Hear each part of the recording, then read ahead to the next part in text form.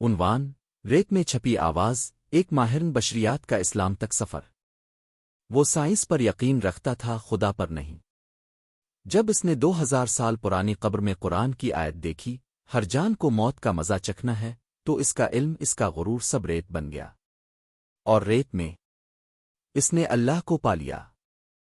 سورج کی پہلی کرن ابھی افق پر پھیلی ہی تھی کہ ڈاکٹر ایتھن کول نے اپنے ماتھے سے پسینہ صاف کیا اور کھدائی کے اس گڑھے میں جھانکا جو پچھلے 6 ہفتوں سے اس کی زندگی بن چکا تھا۔ اس کے چہرے پر تھکن کے آثار نمایاں تھے، ذہنی بھی، جسمانی بھی، اور شاید روحانی بھی۔ اگر وہ روح پر یقین رکھتا۔ ڈاکٹر کول ایک مغربی ملک کا مشہور ماہر بشریات تھا، انسانوں کے ارتقاء، قدیم تہذیبوں اور انسانی تاریخ پر تحقیق کرنے والا۔ مگر اس کا ایمان صرف سائنس پر تھا۔ اس کے نزدیک انسان محض ایک حیاتیاتی اتفاق تھا، ایک حادثہ جس میں کسی خالق مقصد کی کوئی جگہ نہیں تھی۔ وہ مذہب کو توہمات سمجھتا اور ایمان کو کمزور دماغوں کا سہارا۔ لیکن اس بار کچھ مختلف تھا، کچھ ایسا جس نے اس کے سارے عقائد، اس کی عقل، اس کی بنیادیں ہلا دیں۔ ریگستان کے عین وسط میں انہوں نے ایک انسانی ڈھانچہ دریافت کیا، مکمل، حیرت انگیز طور پر محفوظ۔ مگر اصل حیرت اس ڈھانچے کے قریب پتھر کی دیوار پر تھی، جہاں کچھ تحریر کندہ تھی، ایسی تحریر جو عربی معلوم ہوتی تھی۔ اس کی معاونہ نادیہ، ایک سعودی ماہر لسانیات، دیر تک اس تحریر کو دیکھتی رہی، پھر آہستہ سے بولی، یہ قرآن کی آیت ہے ڈاکٹر کول۔ ایتھن کے چہرے پر شک اور طنز کا امتزاج ابھرا۔ یہ ناممکن ہے، یہ تہ کم از کم 1500 سال پرانی ہے۔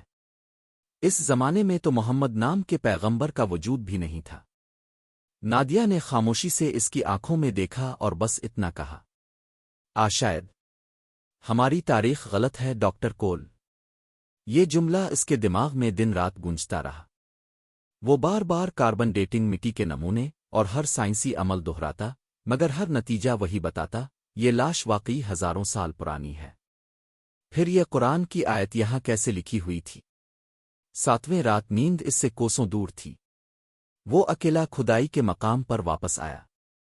چاندنی ریت کے ذروں پر ٹوٹ کر بکھر رہی تھی، جیسے کوئی پرانی دعا ابھی تک گونج رہی ہو۔ اس کی ٹارچ کی روشنی نے وہی تحریر روشن کی، کلوا نفس ذا الموت، ہر جان کو موت کا مزہ چکھنا ہے۔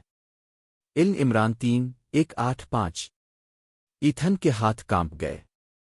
یہ نہیں ہو سکتا، اس نے زیر لب کہا۔ یہ تحریر، یہ وقت سے باہر ہے۔ پھر زمین میں ہلکی سی جنبش ہوئی، ٹارچ بجھ گئی۔ ایک لمحے کو مکمل خاموشی چھا گئی۔ پھر ایک آواز، بہت مدھم، بہت نرم، کسی گہرے مقام سے ابھری۔ یہ ہوا نہیں تھی، یہ آواز تھی، ایک عربی لفظ جسے وہ سمجھ تو نہ سکا مگر محسوس ضرور کیا۔ لیا نلے نلےوا اللویا۔ وہ پیچھے ہٹا، سانسیں تیز ہو گئیں۔ اس کی عقل شور مچا رہی تھی کہ یہ سب وہم ہے، مگر دل کی گہرائیوں میں کچھ جاگنے لگا تھا، کوئی سکون، کوئی سچائی۔ اس رات کے بعد نیند اس کی زندگی سے غائب ہو گئی۔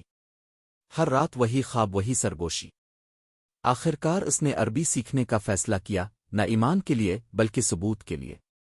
وہ ثابت کرنا چاہتا تھا کہ یہ سب دھوکا ہے۔ مگر جیسے جیسے وہ قرآن پڑھتا گیا، اس کے دل کے دروازے کھلتے گئے۔ وہ آیات پڑھتا اور خاموش ہو جاتا۔ ہم نے انسان کو مخلوط نطفے سے پیدا کیا تاکہ ہم اس کا امتحان لیں۔ سورۃ الدہر 76:2۔ وہ حیران رہ گیا۔ یہ تو حیاتیاتی حقیقت ہے جو ہم نے ابھی ابھی دریافت کی ہے۔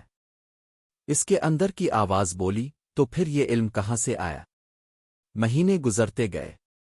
دنیا بھر کے سائنسدان اس کھدائی پر بحث کرنے لگے۔ میڈیا نے ایتھن کو دی گاڈ سائنٹسٹ کہنا شروع کیا۔ ایک پریس کانفرنس میں ایک رپورٹر نے پوچھا، ڈاکٹر کول کیا اب خدا پر ایمان لے آئے ہیں؟ اس نے مصنوعی مسکراہٹ کے ساتھ جواب دیا، سائنس عقیدے پر نہیں، شواہد پر یقین رکھتی ہے۔ لیکن اس کے دل میں ایک چھوٹا سا کونا اب خاموش نہیں تھا۔ وہ کہہ رہا تھا، شاہد یہ سب شواہد ہی تو ہیں۔ ایک رات جب وہ لیبارٹری میں ڈی این اے رپورٹس کا جائزہ لے رہا تھا، اس نے ایک عجیب مماثلت دیکھی۔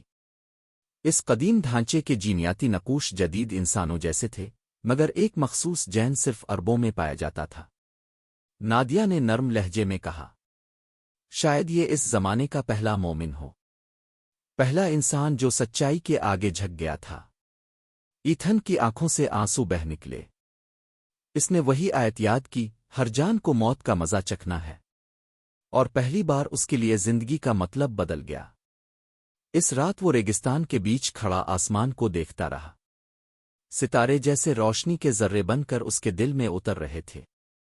اس نے آہستہ سے کہا، شیدن لا لا اللہ و شیدن محمد الف رسول اللہ۔ پوری کائنات جیسے تھم گئی۔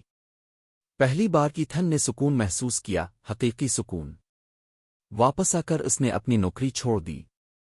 لوگوں نے اس پر ہنسنا شروع کیا، میڈیا نے اسے مجنون کہا، مگر وہ اب مسکراتا تھا، کیونکہ وہ جان چکا تھا جس سچائی کو وہ مٹی میں ڈھونڈ رہا تھا وہ اس کے اپنے دل میں چھپی تھی۔